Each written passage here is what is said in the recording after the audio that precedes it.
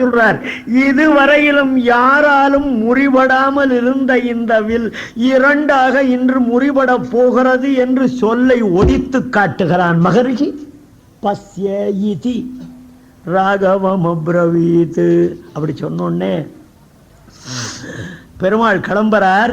இந்த சீதையினுடைய தோழிகள்லாம் நிற்கிறாள். அவ என்ன சொல்றாள்? கரங்கள் குவித்து கண்கள் பனிப்ப இருங்களிரு சிலையற்றிலனாயின் நரந்த நரை குடலுங்கையும் நாமும் முருங்கெறியிற்பு முழுதும் என்பார். என்ன பேசுகிறார்? தேன் ததும்புகின்ற பரிமளம் மிகுந்த கூந்தலை உடையவளான சீதையும் அவருடைய தோழிமார்களான நாமும் இந்த ராமன் இன்று இந்த மகாதேவன் வில்லை எடுத்து முறிக்காது போனால் நெருப்பில் விழுந்து சாவோம். சீதையை சொல்றதே நரந்த நரைக்குழல்ங்கிறான். நம்மாத்திலையும் நரைக்குழல் தான். அந்த ரா வேற, இந்த ரா வேற. தேன் ததும்புகின்ற பரிமள கந்தமான திருக்குழல். பெண்ணினுடைய கூந்தலிலே இயற்கையாக மனம் இருக்குமா? கந்தம் கமழும் குழலி கடை திரவாய் கொத்தலர் பூங்குழல் நப்பின்னை கொங்கை மேல் வைத்து கிடந்த மலர் மாறுவார். சங்க இலக்கியம் சொல்லித்தா, கொங்குதர் வாழ்க்கை அஞ்சிரை தும்பி காமம் செப்பாது கண்டது மொழிவும் பயிலியது கழிய நட்பின் மயிலியல் செறியறிவையின் நரியவும் உளவோ நீ அறியும் பூவே என்று குறுந்தொகை ஒரு பாட்டை காட்டுகிறது. நக்கீரனார் சிவபெருமானோடு வாதாடிய பாடல் என்று. அப்படிப்பட்ட பெண்கள்லாம் பேசின்றாள். ராமன் முள்ள அந்த பொட்டி எங்கிட்ட போனான், பெட்டிய திறந்தான். அப்ப சீதையினுடைய தாய் தன் தோழிட்ட சொல்றா, ராவண பாண ஜுவானகி சாபா ஹாரே சகல பூப் கரிதாபா சோதனு ராஜ கும்பர் கரு தேகி பாலமரால் கி மந்தர் லேகி. என்ன பேசுறா தோழி? தசகண்டகனான ராவணன் எந்த வில்லை தீண்ட முடியாமல் ஓடினானோ, 56 தேசத்து மன்னர்களும் எந்த வில்லின் பெயரை கேட்ட மாத்திரத்திலே நடுநடுங்கி ஓடினார்களோ, அந்த வில்லை இந்த சின்ன குழந்தையின் முன்னே ஒப்படைத்து விட்டானே ஜனக சக்கரவர்த்தி. அன்னத்தின் குஞ்சின் தலையிலே மந்தரமலையை வைத்தால் சுமக்குமாடி தோழி. பாலுமராலிகி மந்தரலேகி.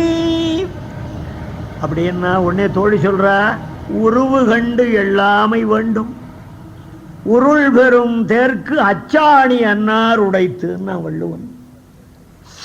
உருவத்தை கண்டு சிறுமை பெருமையை தீர்மானிக்கலாகாது. ககு கும்பஜு ககு சிந்து அபாரா. அகத்தியன் எவ்வளவு குட்டை, சமுத்திரம் எவ்வளவு பெருசு. அச்சுதாய நமகான்னு சமுத்திரத்திலே வயிற்றுல கொண்டு விட்டானவன். ககு கும்பஜு ககு சிந்து அபாரா. ஆனை எவ்வளவு பெருசு, அங்குசம் எவ்வளவு சின்னது. அது ஆனை அடக்கல்லையா தாயே? மந்திரம் 5 எழுத்து 8 எழுத்து சர்வேஸ்வரனையே அடக்கி கொள்ளவில்லையா தாயே? ஆகையினாலே இந்த குழந்தை இந்த வில்லை எடுப்பான் என்று நான் முழுக்க நம்புகிறேன். லீலயாச தனுர் மத்திய ஜக்ராக வஜனான் முனேக பஷ்யதாம் நிசகத்ராணாம் பகூனாம் ரகுநந்தனகாம். அந்த வில்ல நடுவுல கையில கொடுத்து அப்படி விளையாட்டா தூக்கினான் வால்மீகி. கம்பனுக்கு அப்படி சொல்ல தோணல, விளையாட்டா தூக்கினான்னு சொல்லல. அடகமல் வரையன் அது தன்னை தொடரு மணி சித என்னும் பொன் சுடக வல்வாளை சூட்டியிட நீட்டும் எடவுள் மலை இதனை எடுத்தான். என்ன அழகா இடத்துக்கு தகுந்த மாதிரி பதம் இடுறான் பாருங்க. மேருமலை போன்று இருக்கிற அந்த வில்லை ராமன் அப்படி தூக்கினானா? எப்படி தூக்கினானா? சீதையின் கழுத்திலே சூட்டுவதற்கான பூமாலையை தூக்கியது போல் தூக்கினான். ஏடவுள் மாலை அந்தந்த இடத்துக்கு. இதே ராவணன் பட்டு கிடக்கிறான், அங்க என்ன சொன்ன தெரியுமா? வெள்ளருக்கன் ஜடைமுடியான் வெற்படுத்த திருமேனி கீழும் மேலும் எள் இருக்கும் இடம் இன்றி உயிர் இருக்கும் இடம் நாடி இழைத்தவாரோ கல் இருக்கும் மலர் கூந்தல் சானகியை மனச்சிறையில் கரந்த காதல் உள் இருக்கும் என கருதி உடற்புகுந்து தடவியதோ ஒருவன் வாழினா. அங்க எள்ளு கல்லு இதெல்லாம் அங்க வேண்டிய சமாச்சாரம். அங்க அதை சொன்னா. இங்க ஏடு அவள் மாலைன்னா. பொண்ணு கல்யாணம் 500 பேர் வருவான்னு 500 தேங்காய் வாங்கி வச்சிருந்தான். எதிர்பாராத 750 பேர் வந்துட்டா. எத்தனை ரூபா கொடுக்கணுமே? ஒரு வயலை கூட்டான், கையில் பணத்தை கொடுத்தான். சீக்கிரமா 250 தேங்காய் வாங்கிட்டு வான்னா. கிளம்பினாவோ பார்த்தோம். சூப்பர் ஸ்டார் படம் ரிலீஸ் ஆயிருக்கு. இந்த பொண்ணை பத்தவன் என்ன பண்றான்? என்னடா அரமணி ஆச்சே இன்னும் காணுமே, என்னடா அரமணி ஆச்சே இன்னும் காணுமே, என்ன எழவோ தெரியலையே. எங்க கல்யாணத்துல ஆச்சமா போயிட்டான் போல் இருக்கு. இடத்துக்கு தகுந்த மாதிரி வார்த்தைகளை உபயோகப்படுத்தணும் சுவாமி. தமிழ் வார்த்தைகள் எவ்வளவு இருக்கு தெரியுமா விஷயம்? ஒருத்தன் என்ன பண்ணா, அடுத்தாது மாமிகிட்ட போனான். மாமி குருவாயூர் போக போறோம்னா. அப்படியா? ஆறாருன்னா நான் உங்க ஆத்துக்கார், நீங்க என் பொண்டாட்டி. ஒரு கமாவை விட்டுட்டான்னு அர்த்தம் மாதிரி போட்டு பாருங்க. நான் உங்க ஆத்துக்கார், நீங்க என் பொண்டாட்டி. நான் உங்க ஆத்துக்கார், நீங்க என் பொண்டாட்டி. 8 மூலையில் இருக்கிறது. தமிழ ரொம்ப ஜாக்கிரதையா பேசணும். அது எப்படியோ இருக்கட்டும். கம்பன் ஒரே வார்த்தையில் சொன்னா. கம்ப சூத்திரம்னு பேரு. எடுத்தது கண்டார் இற்றது கேட்டார். அந்த வில்ல ராமன் தூக்கினானே அதை பார்த்தாலாம். அதுக்கப்புறம் அது ஒடிந்து விழுகின்ற ஒலியைத்தான் கேட்டார்கள். கண்ணால் ஒரு வினாடிக்கு முன் கண்டது செவியால் அடுத்த வினாடியிலே இத்தனை காரியமும் நடந்து விட்டது. நானேற்றி பூமியில் நிறுத்தி வளைத்து இதெல்லாம் யாருமே பார்க்கல. அப்படிப்பட்ட அமித பராக்கிரமன் ராமன், அபரிமிதமான பலபூருஷம் உடையவனான சர்வேஸ்வரன் அல்லவா அவன். அப்போ ஜனகன் உடனே தன்னுடைய மகளான உடனே சீத்தை என்ன பண்ணாலாம், ஒரு மாலையை தூக்கிட்டு ஓடி வந்தா ராமன் கழுத்தை போடுறதுக்கு. வடநாட்டு சம்பிரதாயம். ராமன் சீத்தை கிட்டக்க வந்த உடனே தலையை நிமித்தி விட்டான். ஜனகன் சொன்னா, மாலை போடணும்னா குழந்தைக்கு கழுத்தை குஞ்சு காட்டுறாமா, எப்படி போடுவான்னா? நான் உம்ம பொண்ணை கல்யாணம் பண்ணிக்கணுங்கிற எண்ணத்துல இந்த வில்ல முடிக்கல. இந்த வில்லை எடுத்து நிறுத்துவதற்கு வல்லார் இவ்வையகத்தில் எவரும் இலர் என்று கருதினீரே, அந்த வீரர்களுக்கு இழுக்கு நேரக்கூடாது என்பதற்காகத்தான் செய்தேன். அப்ப நீ ஆற கல்யாணம் பண்ணிப்பேனா? எங்க அப்பா பார்த்து ஆற கல்யாணம் பண்ணிக்கோன்னு சொல்றாரோ அவளைத்தான் பண்ணிப்பேனா. அசடு ராம தாராகா பித்ருகிருதாயிதி. உடனே தசரதனுக்கு செய்தி அனுப்புறாள். அதுக்குள்ள அங்க இருக்கிற சபையில இருக்கிற பொம்மநாட்டிகள்லாம், ஆண்டி இந்த குழந்தை ஆறு தெரியாதாக்கும் ஒத்தி. தயரதன் புதல்வன் என்பார். அருமையான பாட்டுகள் கவனியுங்கள். 3 நாளைக்கு அப்புறம் அனுமார் வர. பலகை போட்டா அனுமார்னு அர்த்தம். எத்திர எத்திர ரகுநாத கீர்த்தனம் தத்திர தத்திர கிருதமஸ்தகாஞ்சிர. வால்மீகி பகவானுடைய வாக்கியங்கள்ல இந்த ஹனுமார் சமுத்திரத்தை தாண்டினாரோன்னா 100 யோஜனை. எவ்வளவு நிமிஷத்துல தாண்டினார் யாருக்கான்னு தெரியுமா? ஒத்த நாளையும் டைம் சொல்ல முடியாது. ஆனா வால்மீகி சொல்லிட்டான், உல்லங்க சிந்தோகோ சலீலம் சலீலம்னா. உல்லங்க சிந்தோகோ சலீலம் சலீலம். தமிழ்ல வடமொழியில ஒரு எழுத்துக்கு முன்னால கொக்கி போட்டா அது ஈ என்ற சவுண்டை கொடுக்கும், பின்னால போட்டா ஈன்னு தீர்க்கமா வரும். சலீலம். முன்னால இருக்கிற கொக்கியை தூக்கி சலீலம் பின்னாடி போடுறதுக்குள்ள போயிட்டான். உள்ளங்க சிந்தோ சலீலம் சலீலம். எவ்வளவோ அருமைகள் உள்ளன. சீதா கல்யாணம் நாளைக்கு தான், இன்னைக்கு இல்லை. பருப்பு தேங்காய் எல்லாம் வருது. செவ்வாய்க்கிழமை கல்யாணம் பண்ணக்கூடாதுன்னு நாளைக்கு வச்சுட்டு இருக்கேன். நாளைக்கு என்னன்னா இருக்குமோ அது. ஆக தயரதன் புதல்வன் என்பார். தான் புயலிவன் மேனி என்பார், பூவையும் பொருவும் என்பார், மயலுடை துலகம் என்பார், மானுடன் நல்லன் என்பார், கயல் பொரு கடலுள் வைகும் கடவுளே காணும் என்பார். அவ பேசிக்கிறார். தசரத புத்திரன்கிற ஒத்தி, புண்டரீகாட்சன்கிற ஒத்தி, கார்மேக வண்ணன்கிற ஒத்தி, இவன் மனுஷனே இல்லடி, திருப்பார்கடலிலே சயனித்திருக்கிற சர்வேஸ்வரனே இப்படி வந்திருக்கிறான்னு சொல்லிக்கிறார். இப்படி வாழலாம் பேசிட்டு இருக்கச்சே பெருமாள், இளைய பெருமாள், விஸ்வாமித்திரன் 3 இந்த பாட்டை நன்னா கவனிக்கணும்.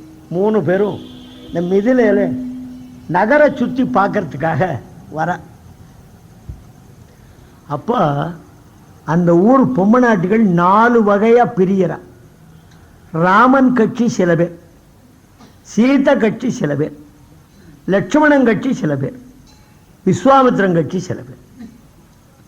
இந்த ராமன் கட்சிக்காரிகள் சீத கட்சி பாரிகாரி பார்த்து சொல்றாளாம், நம்பியை காண நங்கைக்கு 1000 நயனம் வேண்டும். இந்த பரிபூர்ணனான ஸ்ரீராமனுடைய முழுமையான அழகை அனுபவிக்க சீதைக்கு 2 கண்கள் போதா, 1000 கண்கள் வேண்டும். சீதா கட்சிக்காரி விடுவலா?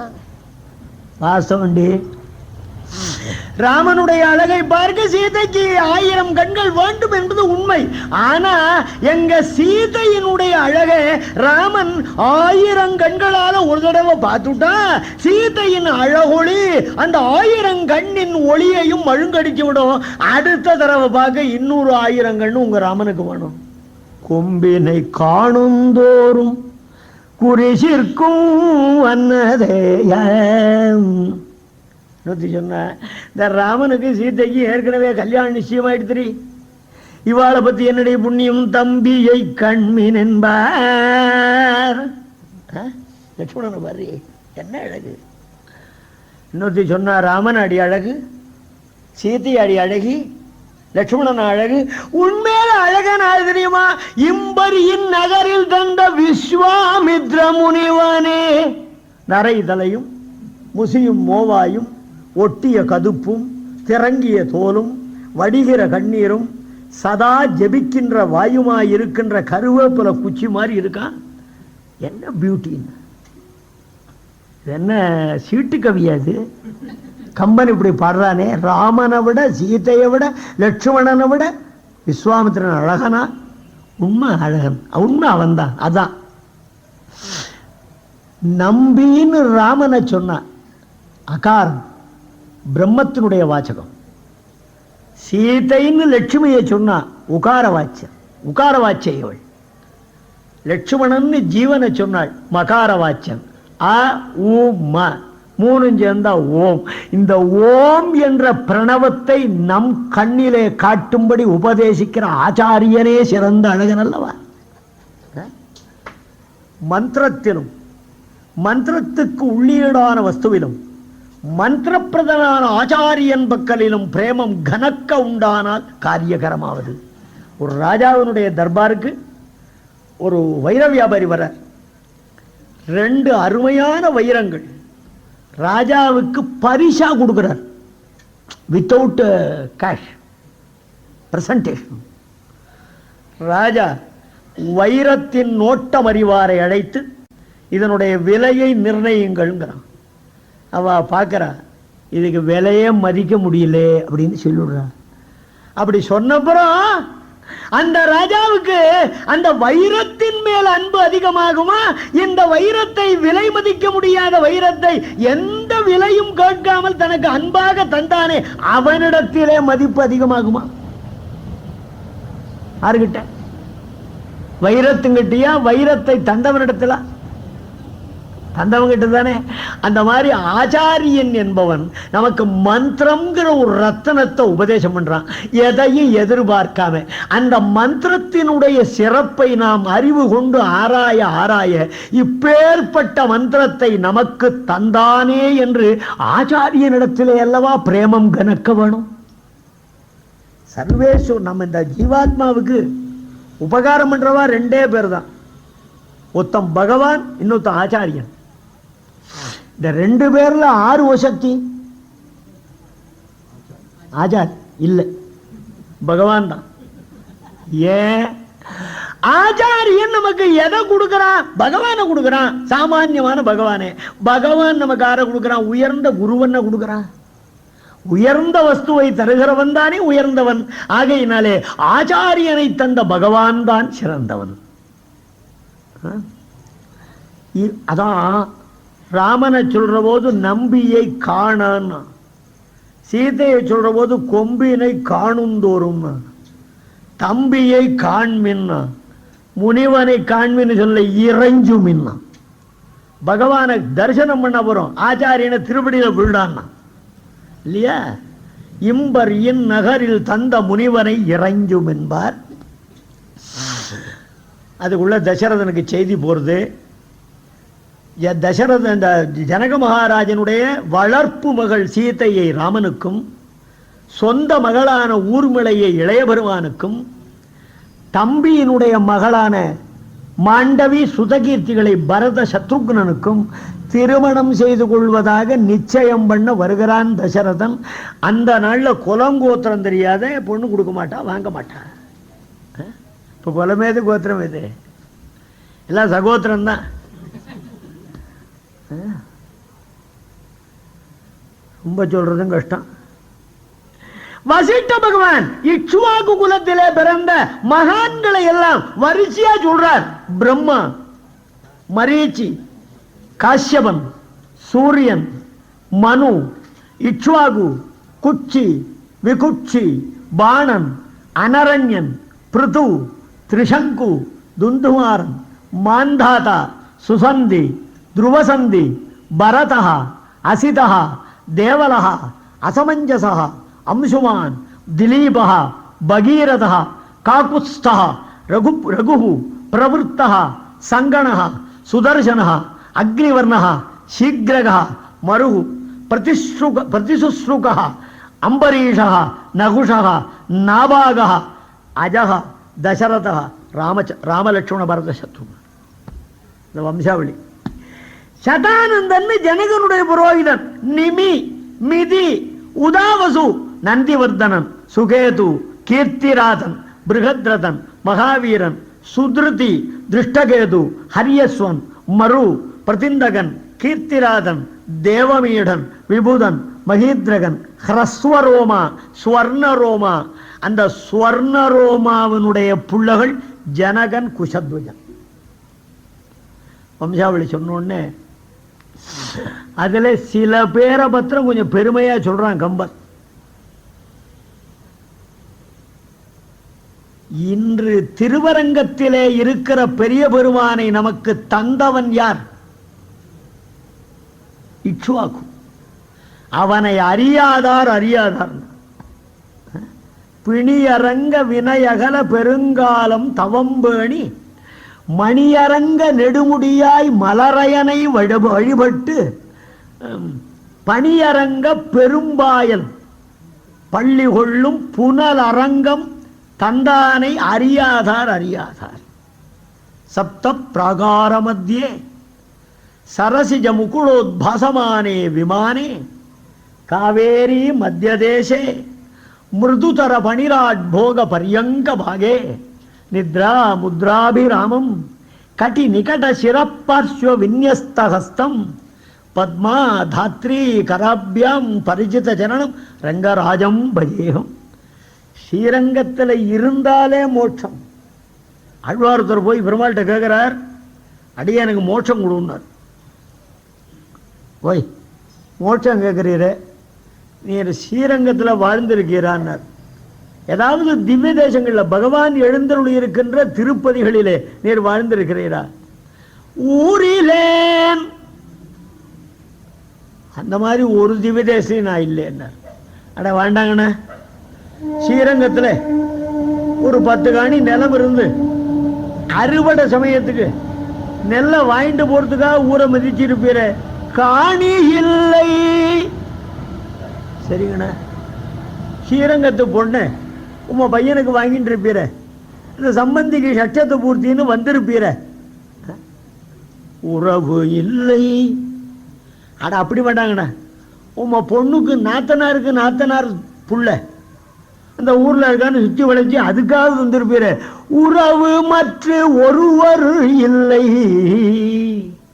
வேண்டாங்கண்ணா, நீர் இருந்த ஊர்லயே இருந்துண்டு ரங்கநாதா திருவடிகளே சரணம்னு சொல்லிருப்பீரே.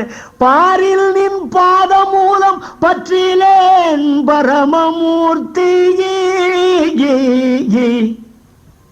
பின்ன எதை நம்பி வந்தீர்? காரொளி வண்ணனே கண்ணனே கதறுகின்றேன்.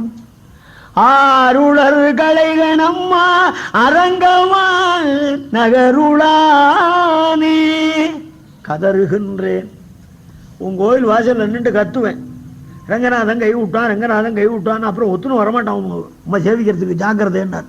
நீர் இங்கே இருக்கக்கூடாது, அங்கே வந்துடும்னா பேரை கெடுத்துட்டு போல் இருக்க. புரியுறதா? ரொம்ப அழகான பாடல்கள். இதெல்லாம் விளக்கணும்னா போகிறோம். இப்படி சில ராஜாக்களை சொன்னோடனே வசிஷ்ட பகவான் கையில் விஸ்வாமித்திரன் பஞ்சாங்கத்தை கொடுத்தான். தலையிருக்க வாலாடக்கூடாதல்லவா, விவாக நாளை பாருன்னு. வசிஷ்ட என்னைய குறிச்சான். பங்குனி உத்திரமான பகர் போது. பங்குனி உத்தரத்தன்னைக்கு கல்யாணம். உத்தரா நட்சத்திரம் பிராட்டியனுடைய நட்சத்திரம். பெண்களுக்கு ஜென்மதாரையில கல்யாணம் பண்ணா அமோகமா வாழ்வளம். அதனாலே உத்தரா நட்சத்திரத்தை தீர்மானம் பண்றான். அது கல்யாணத்துக்கு இன்னும் 10 நாள் இருக்கு. மறுபடியும் இந்த ராமன் லட்சுமணன் இவர்கள் அப்படியே உலாவ போறாள். ராமனே பாதாதிகேசம் யாராவது பார்த்தாளான்னா, பாதத்தை பார்த்தவா பாதத்தை தான் பார்த்துட்டு இருக்கா. அந்த வேயன தகைய தோழி ராகவன் மேனி அல்லவா, அதை பார்த்தவா அதையே பார்க்கிறா. தோள் கண்டார் தோளே கண்டார் தொடு கழல் கமலமன்ன தாழ் கண்டார் தாளே கண்டார் தடக்கை கண்டாரு மகுதே. வாழ்கொண்ட கண்ணாரே வடிவினை முடிய கண்டார் ஊழ் கண்ட சமயத்தன்னான் உறவு கண்டாரையொத்தார். தோளை பார்த்தவா தோளையே பார்க்கிறார். அந்த தோளினுடைய அழகு அனுபவித்து முடித்தாகி விட்டது என்றால் தானே இன்னொரு அவயவத்திலே கண் பதியும். தோளழகே ஊழிகாலம் வரை அனுபவித்தாலும் அதிருப்தி அடைய முடியாத நிலையிலே இருக்கும் பொழுது அடுத்த அவயவத்திற்கு போக முடியாதாகையாலே தோள் கண்டார் தோளே கண்டார். கம்பன் ரசம் வைக்கணும் இல்லை. கண் கண்டார் கண்ணே கண்டார், நாசி கண்டார் நாசியே கண்டார். சொல்லமுன்னா குறிப்பா தோள் கண்டார் தாள் கண்டார் தடக்கை கண்டார். இந்த 3 சொல்லிருக்கான். எதனால தெரியுமா? சம்சாரார்ணவம் அக்னானாம், இந்த பிறவி பெருங்கடலிலே விழுந்து அப்படியே தத்தளிக்கிறார்கள் ஜீவாத்மாக்கள். நம்மை கைதூக்கி விடுகிறவன் யார் யார் யார் என்னும் பொழுது புருஷோத்தமன் தன்னுடைய திருத்தோள்களை கட்டுகிறான். என்னை தவிர உன்னை கரையேற்றுகிறவன் யார் இருக்கிறான்? அந்த தோளை பார்த்தோன்னே தாழ் கண்டான், திருவடியில விழனான். திருவடியில விழுந்தவனுக்கு அஞ்சேல் என்று தடக்கை காட்டுகிறான் அல்லவா. தோள் கண்டான் தாழ் கண்டான் தடக்கை கண்டான். உண்மையா எம்பெருமானுடைய இந்த 3 அவயவங்களையும் முழுமையா அனுபவிச்சவன் ஒருத்தன் உண்டு. ஆறு? விஸ்வாமித்ரன். தோள் கண்டான் தாடகாவதத்திலே, தாழ் கண்டான் அகல்யா சாப விமோச்சனத்திலே, தடக்கை கண்டான் தனுர்பங்கத்திலே. இல்லையா? அப்படி ஸ்ரீராமனே அந்த திருத்தாள்களை தவிர வேறு எதுவுமே நமக்கு உய்வதற்கு வழி இல்லை. நான் என்ன பண்ணுவேன் ஞாபகம் வர்றது சொல்றேனே. தொண்டரடிப்பொடி ஆழ்வார் ஸ்ரீரங்கம் பெருமாள்கிட்ட போனார். பெருமாளே, இதுவரைக்கும் எந்த ஆப்ளிகேஷனுக்கும் நான் உங்கள்கிட்ட வந்ததில்லை, இன்னைக்கு வந்திருக்கேன், என்ன வேணும்? மோட்சம்னா. அப்படியா? மோட்சம் வேணும்னா கர்மயோகம் ஞான யோகம் பக்தி யோகம்னு பல வழிகள் இருக்கு. அதுல ஏதாவது நீர் பண்ணியிருக்கீரா? தேங்காய் சரிபாதியா உடப்பா. நேற்று பெருசு ஒன்று சின்னது ஒன்றா இருந்தது. பெருசை என்கிட்ட சொல்லிவிட்டார். இந்த கர்மம் ஞானம் பக்தி இந்த மூணுல ஏதாவது நீர் பண்ணியிருக்கிறா? ஓ பண்ணியிருக்கேனே.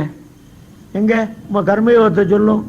குளித்து 3 அனலை ஓம்பும் குறிகொள் அந்தனமை தன்னை ஒளித்திட்ட 3 வேளை ஸ்நானம் பண்ணி சந்தியாவந்தனம் பண்ணி வைஸ்வதேவம் பண்ணி அக்னிஹோத்திரம் பண்ண வேண்டிய பிராமண ஜென்மாவில பிறந்து ஒரு நாள் கூட நான் குளிக்கல. இதான் என் கர்மயோகம். என்னங்கண்ண, சரி கர்மம் தான் இல்லை, ஞானமாவது இருக்கா? என்கணில்லை என்னை பற்றிய அறிவே எனக்கு இல்லாத பொழுது என்னுள் இருக்கும் உன்னை பற்றிய அறிவுக்கு நான் எங்கே போவேன்? போட்டோம். பக்தியாவது உண்டா? நின்கணும் பக்தன் அல்லேன், பக்தியும் இல்லை. என்ன அழ்வாரே, என்ன நொந்துக்கிறதுல பிரயோஜனம் இல்லை, 3லையும் 1லையும் உனக்கு அன்வயம் இல்லைன்னா நான் எப்படி மோட்சம் தர்றது? போயிட்டு வரோம்னா பெருமாளே சின்ன விஷயம் சொல்றேன் கேட்டுக்கோம்னா. ஆழ்வார் என்ன, ஒரு பெரிய கோட்டீஸ்வரன். அவன் என்ன பண்ணா, வியாழக்கிழமை ராத்திரி ஒரு போர்டு எழுதி வச்சான். நாளை காலை 9 மணி அளவில் வருகிறவர்கள் பிராமணர்கள் ஆறாக இருந்தாலும் ஸ்வர்ணதானம் பண்ணப்படும். என்ன போர்டு? தங்கம். சொர்ணம்னா தங்கம், தங்கம் தானமாக தரப்படும்னா. சில தானம்னாலே கியூவரிசல் நிற்போம் 1000 பேர். அதுல சில பேர் என்ன பண்றான், பெரிய 60 படி சாக்கு மூட்டை, அந்த சாக்கை தூக்கின்னு வந்திருக்கான் தங்கத்தை வாங்கிட்டு போறதுக்கு. சில பேர் பெரிய ஜோர்த்தவலை அதை தூக்கின்னு வந்திருக்கான். சில பேர் பெரிய மூங்கில் கூட. இந்த பணக்காரன் 6 எதை நீட்டினாலோ அதுலெல்லாம் தங்கத்தை ரொப்பி அனுப்புறான். 999 பேர் வாங்கிட்டு போயிட்டாங்க. கடைசியா அடியேன போல ஒரு தரித்திர பையன் போய் நின்னா, ஓய் எதெல்லாம் வாங்கிட்டு போறேன்? ஒன்னும் கொண்டு வரல, நான் சொர்ணதானம் பண்றதா தான் விளம்பரம் பண்ணேனே தவிர அதை வாங்கிட்டு போக சாக்கு கொடுக்கறதா நான் விளம்பரம் பண்ணல. உடனே வச்சிருச்சான், பை வாங்க பணம் இருந்தா நான் ஏண்டா தானம் வாங்க வர போறேன்? விலை மதிக்க முடியாத சொர்ணத்தையே தானம் பண்ணுகிற நீயே ஒரு பையையும் தந்தால் ஆகாதோன்னா பெரிய பெருமாளே, அந்த கதை தான். சில பேர் கர்மயோகம்ங்கிற சாக்கை காட்டி உங்கள்கிட்ட மோட்சத்தை வாங்கிட்டு போடுறா. சில பேர் ஞான யோகம்ங்கிற ஜோர்த்தலையை காட்டி வாங்கிட்டு போடுறா. சில பேர் பக்தி யோகம்ங்கிற மூங்கில் கூடையை காட்டி வாங்கிட்டு போடுறா. அடியேன் எதுவுமே இல்லாதவன், மோட்சத்தை தருகிற நீயே உபாயமாக இருந்து என்னை கடை தேற்றினால் ஆகாதோ? கழிப்பது என் கொண்டு நம்பி கடல் வண்ணா கதறுகின்றேன், அழித்து எனக்கு அருள் செய் கண்டாய். அதான் சரணாகதி. பகவான் இடத்துல என்கிட்ட எதுவுமே இல்லை, நீதான் எல்லாம். ஆகிஞ்சன்யம் அனன்யகதித்துவம். பகவான் கிட்ட போறான், என்ன வேலை? மகாராஜாவே, பகவான் எல்லாம் பார்க்கிற போது வெறுங்கையோட வரப்படாது, என்ன கொண்டு வந்த? ஏண்டா ஒண்ணும் இல்லைன்னு புழுகிற, 10 வீடு வச்சிருக்க பல்லாவரத்தில், ஆஸ்திக சமாஜத்துக்கு ஒரு டொனேஷன் கொடுத்துருக்கிய அது வரைக்கும்? உன் பணம் பூதம் காக்கிற பணம்டா. நல்ல பணம்னா இந்த மாதிரி நல்ல காரியத்துக்கு கொடுக்க வேண்டாமா? நன்கொடைய தாராளமா வாரி கொடுக்க வேண்டாமோ? இன்னும் உங்களுக்கு பாரதம் சொல்லணும், பாகவதம் சொல்லணும், கீதை சொல்லணும், சஹஸ்ரநாமம் சொல்லணும், எவ்வளவு சொல்லணும்னு நினைச்சுட்டு இருக்க? புரியுதா? நீங்க கொடுக்குற உற்சாகத்துல தான் அவன் என்ன கூப்பிடணும், கேட்கணுங்கிற அபிப்பிராயம் இருந்தா. ஆக 10 வீடு வச்சிருக்க, பேங்க்ல 10 லட்சம் வச்சிருக்க, பெருமாளே அதெல்லாம் என்னதா? ஒம்புதுன்னா நான் சுமந்துட்டு இருக்கேன், அவ்வளவுதான். என்னதுன்னு எதுவும் இல்லை. ஒன்றும் இல்லைன்னா வேற எங்கேயானு போ. அனன்யகதி. ஒன்றை விட்டா வேற எங்க போவேன்? தேவர் திருவடிதான் கதி. இதுதான் ஏன் சரணாகதி. எங்க பராசர பட்டர் காலத்துல ஸ்ரீரங்கத்தில் ஒரு உபன்யாசம் பண்ணிட்டு இருக்கார். மகாராஜா பெருமாளை சேவிக்க வந்தவன் பட்டருடைய சொல்லாற்றை ரசித்து அப்படியே காலட்சேபத்தை கேட்டு நின்னுட்டான். உபன்யாசம் முடிஞ்சது. பட்டரை வணங்கினான். பட்டரே, நமக்கு ராஜ்ய காரியங்கள் மிகுதியாக இருக்கிறபடினாலே அடிக்கடி வர முடியாது. ஒரு நாள் நீர் நமது அரண்மனைக்கு வாரும், வேண்டிய பரிசில்கள் தருகிறேன். பட்டர் சொன்னார், நம்பெருமாள், ஸ்ரீரங்கம் பெருமாள், நம்பெருமாளுடைய அஞ்சேல் என்ற கை மாட்டேன் என்று திரும்புவன்று உன் அரண்மனை தவிர கதி உண்டோன்னார். பகவான் தான் ரட்சிக்கணும். ஆறு ரட்சிக்க போறா? ஒரு ஓடம் பூரா தண்ணி ரொம்ப அமைஞ்சின்னு இருக்கு, இன்னொரு ஓடம் ஓட்டையாகி ஏறின்னு இருக்கு. இந்த ரெண்டு ஓடத்துல எந்த ஓடம் எந்த ஓடத்தை கரையேற்றும்? ஒன்று ஓட்டையோடம், ஒன்று ஒழுகலோடம். நமக்குள்ள ஆறையும் கரையேற்ற முடியாது. சர்வேஸ்வரம் ஒத்தந்தான் நம்மை கரையேற்ற முடியும். அப்படின்னு அந்த பகவானுடைய திருவடிகளிலேயே பற்றுதலை வைத்திருந்தான். வீடுமின் முற்றமும் வீடு செய்து உயிர் வீடுடையானிடை வீடு செய்மினேன் ஆழ்வார். அப்படி எல்லாரும் பெருமாள் ரசிக்கிறார். கல்யாண நாள். சீதைக்கு தோழிகள் அலங்காரம் பண்ணி விடுற. அவளுக்கு அலங்காரமே தேவையில்லை, இருந்தாலும் மங்களமாக அலங்காரம் பண்ணி விடுறாள். இந்த சீதை எப்படி இருந்தாள்னு கேட்டான் கம்பன். உலகத்திலே ஒத்தனுக்கு திருஷ்டாந்தம் சொல்லணும்னா அவனை விட உயர்ந்த வஸ்துவைத்தான் சொல்லணும். சீதா பிராட்டிக்கு ஆற திருஷ்டாந்தம் சொல்றது? அவளை விட உயர்ந்த வஸ்து ஆறு? ஸ்ரீராமூர்த்தன் தான். அவளை விட உயர்ந்தவன் அவன் தானே. அதனால என்ன பண்ணான் கம்பன்? சீதை ராமனை போல் இருந்தாள்னா. கவி பாருங்க. சங்கங்கை உடைமையாலும் தாமரை கோயிலானும் எங்கெங்கும் பறந்து வெவ்வேறு உள்ளத்து எழுதிற்று என்ன அங்கங்கே தோன்றலானும் அருந்ததி அணைய கற்பின் நங்கையும் நம்பி ஒத்தாய்.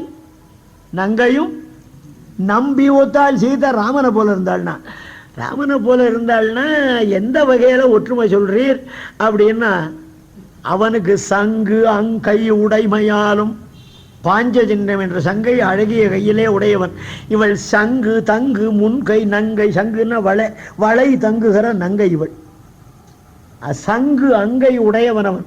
சங்கு அங்கையில் உடையவள் இவள்.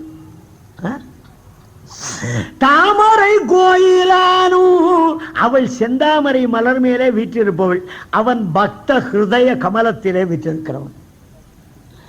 அவன் எல்லார் உள்ளத்திலும் பறந்து நிறைந்திருக்கிறான்.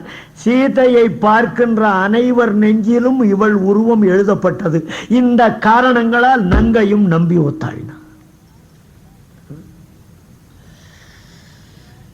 ஸ்ரீராமன் நீராடி வருகிறான். நீராடி எப்படி அலங்காரம் கொண்டு வந்தான? வேற ஒண்ணும் இல்லை, தன் திருநாமத்தை தானும் சார்த்தியன்னா. அவன் பேர் என்ன? கதை கேட்கிறேன். அவன் பேர் என்ன சார்? ராமன். தன் திருநாமத்தை நாமத்தை ஜாத்தின்னு வந்தான். என்ன நாமம்? ஒய்யா யூவா. அவன் என்ன இட்டுக்கிறியோ அதுதான். அவாத்து பெருமாளுக்கு நீ வடகலையா வடகலை திருமணம் போடு, நீ தெங்கலையா தெங்கலை திருமணம் போடு, அவ்வளவுதான். அவாவா ஆத்துல அவாவா எப்படி ஆராதனம் பண்றாளோ அந்த திருமணம். திருமணம் கல்யாணத்தன்னைக்கு திருமணம் இட்டுப்பான் ஐயா மாப்பிள்ள இட்டுக்கிறாங்க. திருநாமத்தை சொன்னான் கம்பன். இந்த நாமத்துக்கு என்ன பெருமைன்னா, இந்த திருமண இட்டுண்டவன் வைகுண்டம் போடுவான், திரும்ப மாட்டான்னுட்டான். என்று நான் முகன் முதல் யாரும் யாவையும் நின்ற பேர் இருளினை நீக்கி சென்று சேரா குறி சேர சேர்த்திடும் தன் திரு நாமத்தை தானும் சார்த்தியே. நாமத்தை விட்டுண்டவன் வைகுண்டம் போடுவான்னா. லோகத்துல ஒருத்தனுக்கு 20,000 ரூபாய் கடன் கொடுத்துடுறோம், சொன்ன டயத்துல திருப்பி தரலன்னு வச்சுப்போம். ஃப்ரெண்டு வருவான், ஏடா சாத்திட்டானே, நாங்க தான் ஆட்டுண்டோம்.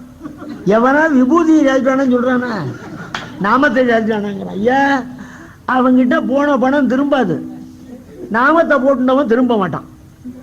விஷயம் தெரியாது சொல்லலாம், தெரிஞ்சான்னு சொல்லலாம். திருமண்கிறது என்ன தெரியுமா? இங்க சூரிய சந்திர நாடின்னு 2 நாடி ஓடுது, கத்திரிக்கோள் மாதிரி இருக்கும். இதுக்கு நடுவில் தான் சுஷும்னா நாடி வருது. இந்த சுஷும்னா நாடி வழியாக தான் சூட்சும சரீரத்தோட ஜீவன் மேலே கிளம்புற பொழுது இந்த இடம் 2க்கு நடுவில் இடம் நெருக்கடி. அதில் போகிற போது சூட்சும சரீரத்துக்கு காயப்படும். அந்த காயம் ஆடுறதுக்கு தான் படிகாரமும் மஞ்சளும். அந்த வழியாக அப்படி வந்து கபாலபேதமாகி மோட்சம் போகிறான்ங்கிறத காட்டி குறிக்கிற அறிகுறி தான் திருமண். இது புரியாதபடிக்கு அங்கே வர்ற நாமத்தேங்கிறான். ஏதோ அந்த வழி என்னை பார்த்தோன்னு சொல்லுவான், கோவிந்தா கோவிந்தாமா. அவனை கோவிந்தான்னு சொல்ல வச்சானே, என்னைக்கு இந்த பையன் சொல்ல போறான்? சார காலத்து கூட வராது. சார கிடக்குறான், மூச்சு விடுத்துட்டு இருக்கு. அவன் ஃப்ரெண்டு வந்தான், இந்த பையனை கோவிந்தான்னு சொல்றான்னா முடிஞ்சா பார்க்குறேன்னா, இந்த பையன் இப்படிலாம் சொல்ல மாட்டான்னுட்டு இந்த நோயாளியினுடைய மூத்த புள்ள ராமசுவாமின்னு பேர் கூட்டின்னு வந்தான். பா இது யாரு தெரியறதோ? என் மூத்த பிள்ளை ராமசாமின்னு சொல்ல வரல. 2வது புள்ள சுப்பிரமணியன். இது யாரு தெரியுதோ? துதியன். சுப்பிரமணியன் வராது. சாகர காலத்துல இந்த மாதிரி பகவான் நாம சொல்ல வராத பாபிகளை 6 அடிக்கு 8 அடி குழி பறிச்சு புதைக்கணும்.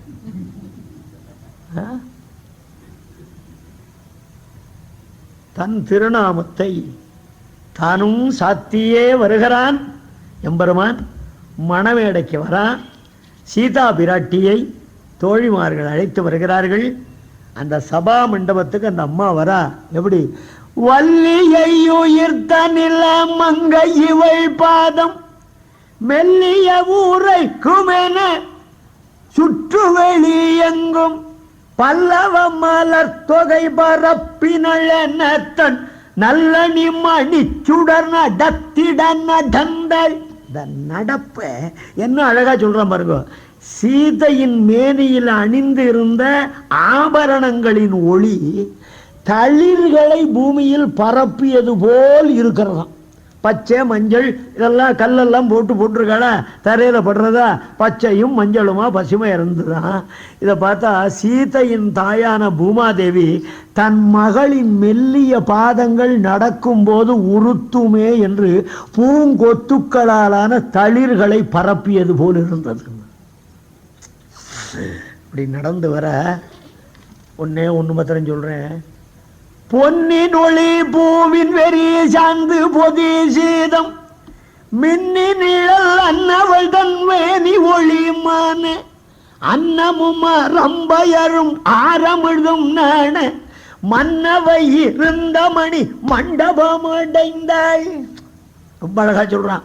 சீதா பிராட்டி அந்த ராஜசபைக்குள்ள நுழைஞ்ச உடனே கல்யாணத்தை பார்க்க வந்திருந்தாலே ஊர்வசி மேனகை திலோத்தம இவெல்லாம் ஒளியறாளாம். அன்னப்பறவைகள்லாம் இவ கண்ணில் படப்படாதுன்னு ஓடுகின்றனவாம். தேவாமிர்தம் வெட்கமடைந்து பம்மர் தான். காரணம் என்னன்னா, நடையிலே அன்னம் தோற்றுவிட்டன, அழகிலே அப்சரசுக்கள் தோற்றுவிட்டார்கள், இனிமையிலே அமிர்தம் தோற்றுவிட்டது. அன்னமும் அறம்பயரும் ஆரமிர்தும் நாண மன்னவர் இருந்த மணி மண்டபம் வந்து அடைந்தாள். எல்லாரும் சந்தோஷமா இருக்கச்சே அக்னிக்கு முன்னால சீதையை கொண்டு நிறுத்து. எந்த காரியமும் அக்னி சாட்சியா நடக்கணும், இல்லைன்னா அது நிற்காது. ஒருத்தன் சொன்னா அப்படி என்ன சொல்றேன், நான் ரிஜிஸ்டர் மேரேஜ் தான் பண்ணிட்டேன், 4 குழந்தைய பத்தின சுகமா தான் இருக்கேன். அப்போ கையெழுத்து போடுற ரிஜிஸ்ட்ரார் கையில நெருப்போட இருந்திருப்பார், புரியுறதா? அப்படி கொண்டு வந்து நிறுத்தராய். கல்யாணத்தை ஆரம்பிக்கலாமான்னு விஸ்வாமித்திர வசிஷ்டனை கேட்கிறான். மணி 9:15. நாளைய தினம் திருக்கல்யாணம் நடைபெறும் என்கிறார். நாமும் வந்து சீதாராம கல்யாண வைபவத்தை நாளைய தினம் அனுபவிப்போம் என்று கூறி நிற்கிறேன். பிப்ரவரி மாதம் 11ஆம் தேதி விளக்கு பூஜை. மக்கள் பெண் மக்கள் அனைவரும் பங்கு கொண்டு அந்த விளக்கு பூஜையை நடத்தி பெருமை பெறும். விளக்கு பூஜை பண்ணா என்ன பெருமைங்கிறத நாளைக்கு சொல்றேன். 30 ரூபா தான் அதுக்கு பிரதியாக உங்களுக்கு சுமங்கலிகளுக்கு வேண்டியதெல்லாம் தரப்போறா. சேர விரும்புபவர்கள் எல்லாரும் விரும்பணும். எல்லாரும் அதிலே 30 ரூபாய் செலுத்தி பங்கு பெறுக என்று கூறி நிற்கிறேன். மங்களம் கோசலேந்திராய மகனீய குணாப்தய சக்கரவர்த்தி தனூஜாய சார்வபௌமாய மங்களம். இருவரம்பிலீராம என்றோரும்பர் நிறுவர் என்பது நிச்சயமாதலால் மறுவில் மாக்கதை கேட்பவர் வைகுந்தம் பெறுவர் என்பது பேசவும் வேண்டுமோ?